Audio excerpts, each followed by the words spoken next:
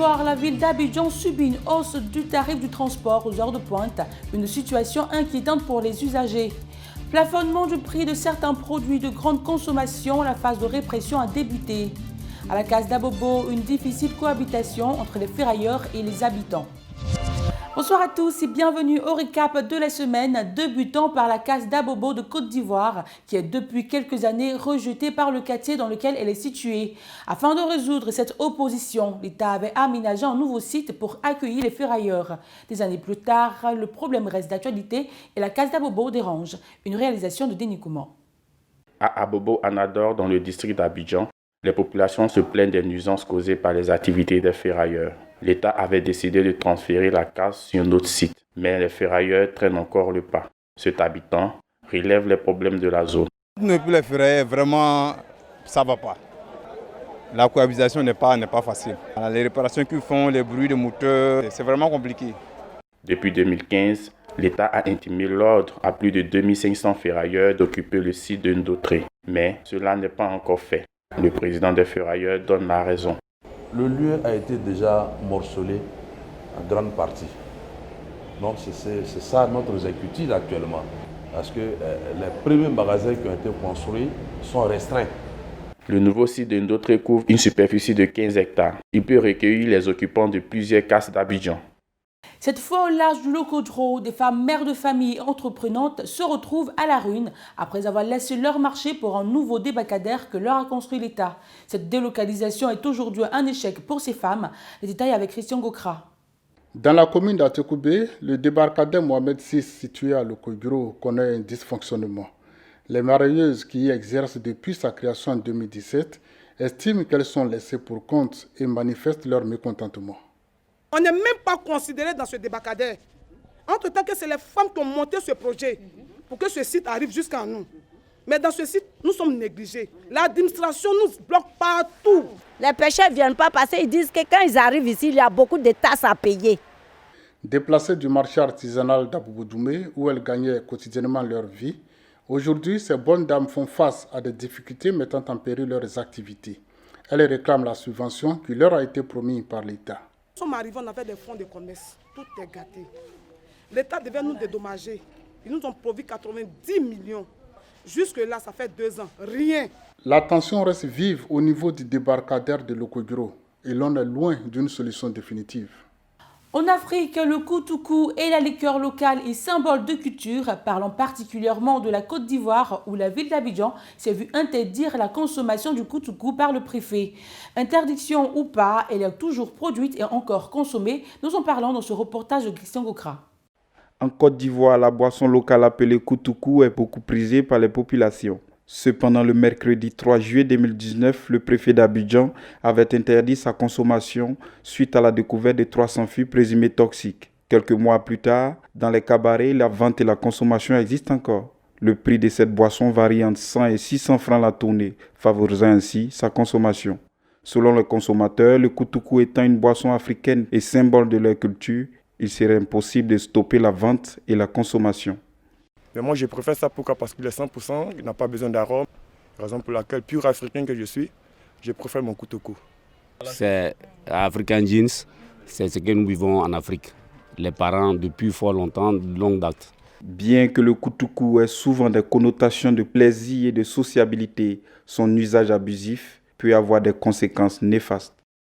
La Côte d'Ivoire a connu une hausse du prix du carburant pour ce mois de juin, une hausse de 10 francs CFA ajoutée au prix, passant ainsi de 570 francs CFA à 580 francs CFA. Les consommateurs ne sont pas très ravis. Un reportage de Henri Nyonké.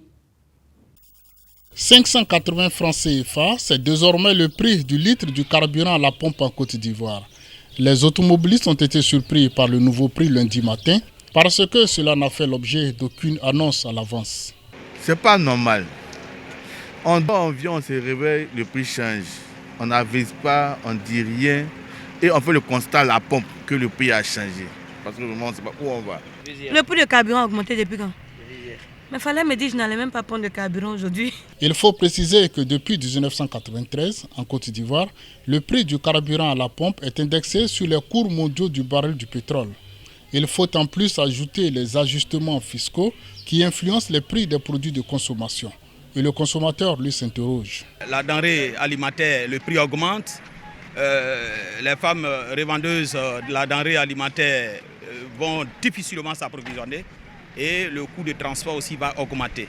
Du coup, la population va se trouver en difficulté. Pourvu que cette difficulté ne perdure pas. À Makori, dans la commune d'Abidjan, les voies n'affichent pas une fière allure. Le déplacement des usagers est une réalité déconcertante face à la dégradation bien visible des voies. Une triste réalité que vivent les populations. Christian Gokra. Difficile de circuler à Makori. Les routes sont dégradées.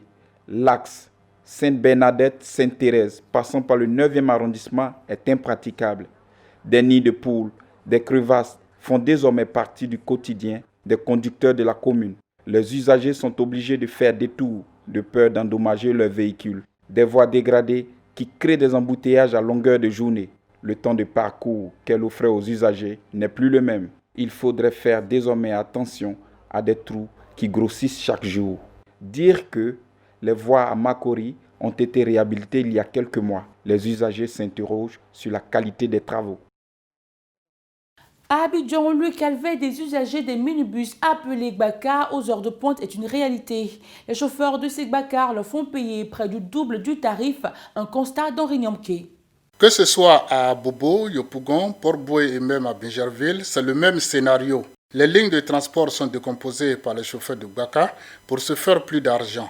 Ou alors ils doublent carrément le tarif. Une situation dénoncée par les passagers. C'est une situation alarmante parce que on ne se prépare pas à cela. Et tu sors, tu as ton transport juste aller-retour. Et on augmente le transport, tu fais comment? Et puis ils n'ont qu'à arrêter de décomposer. S'ils peuvent faire le direct, que tout le monde puisse aller facilement au travail, ça va être bon. Bon, tu te retrouves après de 800-900 de transport. Les chauffeurs justifient cet état de fait par le souci de la rentabilité. Les aides de pointe là, donc si on n'a pas fait ça avec l'embouteillage aussi, on voit que le temps passe très très vite. Voilà, sinon on va faire direct en même temps ici à Treichville avec l'embouteillage, on voit qu'on ne s'en sort pas. Une situation qui perdure sans une lueur d'espoir à l'horizon. La pandémie de la Covid-19 a touché durement l'économie mondiale. Heureusement, c'est la reprise des activités et l'allègement des mesures barrières en Côte d'Ivoire. Un soulagement pour la plupart des PME. Néanmoins, ils demandent l'appui de l'État. Denis Kouman. Pendant les mois de confinement du Grand Abidjan, la plupart des commerces avaient fermé leurs portes. Avec l'allègement des mesures barrières ces derniers temps, les activités économiques reprennent progressivement. Durement touchées par la suppression de leurs activités, les PME demandent l'appui de l'État afin de faire face aux difficultés qu'elles rencontrent. Pendant les 2 mois, franchement, ce n'était pas facile. Voilà, ça n'allait même pas. Voilà, le magasin ne m'a même pas profité. Comme aide, franchement, j'ai rien reçu. On nous a annoncé le corona, vraiment, dans notre activité, rien ne bouge.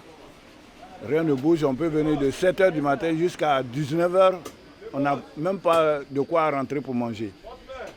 Donc, vraiment, on voudrait que le gouvernement nous vienne un peu en aide. Malgré les mesures prises par l'État pour soulager les acteurs de l'économie, beaucoup reste encore à faire. Nous sommes au Dokui, un quartier d'Abobo dans la ville d'Abidjan où les habitants rencontrent d'énormes difficultés pour s'approvisionner en eau potable. Notre équipe est allée à la rencontre des populations. Le reportage de Denis Kouman. Les coupures d'eau sont récurrentes à Abobo, Dokui, Carrefour, Sodessi. Dans ce quartier, les populations vivent un véritable calvaire. Et pour pouvoir s'approvisionner en eau, les habitants doivent se lever tard dans la nuit pour pouvoir recueillir de l'eau. Je suis dans le quartier, ça me fait 20 ans. Et pour le problème d'eau, vraiment, nous-mêmes, on déplore ça. Les femmes se réveillent à 2h du matin. Si tu n'as pas pu te réveiller à 2h du matin, tu n'as pas l'eau. À l'étage même là, ça ne monte même pas. Il y a des robinets qui sont secs depuis des mois. Si tu ne vas pas à 3h, 4h, à 6h, il n'y a pas de l'eau. L'eau là, c'est ça qui fait l'homme. Même s'il n'y a pas courant, qu'il y a de l'eau seulement là, on peut tout faire avec. L'État prévoit investir plus de 291 milliards de francs CFA d'ici 2020 dans la construction d'infrastructures pour satisfaire les besoins en eau potable des populations. Avec cet important investissement des pouvoirs publics, les populations des quartiers de Dokui espèrent en finir avec ces coupures intempestives. Terminons par le plafonnement des prix des produits de première nécessité. La répression a débuté ce 3 juin pour les commerçants véreux selon le gouvernement. Les détails avec Henri Nyamke. Le prix plafonné du kilogramme de sucre, sucre en carreau, sucre blanc et sucre roux est fixé respectivement à 850, 750 et 700 francs CFA, un peu plus d'1 euro. Le litre et demi d'huile raffinée à 1400 francs CFA, plus de 2 euros. La boîte de tomates concentrée de 370 grammes à 405 francs CFA. Le gouvernement a adopté ces prix plafonnés le 29 avril 2020 pour une période de 3 mois. C'est pour protéger les consommateurs du diktat des commerçants véreux. Et tout commerçant qui ne respecterait pas ces dispositions sera sévèrement puni. Il aura à payer une amende allant de 100 000 francs CFA à 50 millions de francs CFA, soit 70 000 euros. Mardi, à la Chambre de commerce et d'industrie, le directeur général du commerce intérieur, Aimé Kwazan, a annoncé que la phase de répression débutait ce 3 juin après la période de sensibilisation. Il faut souligner que le plafonnement du prix des produits est dans l'intérêt du consommateur. Il doit donc signaler tout abus constaté sur le marché pour éviter d'être complice de situations désagréables. Merci de nous avoir suivis. C'est la fin de ce récap. On se retrouve très prochainement pour une nouvelle édition. D'ici là, portez-vous bien.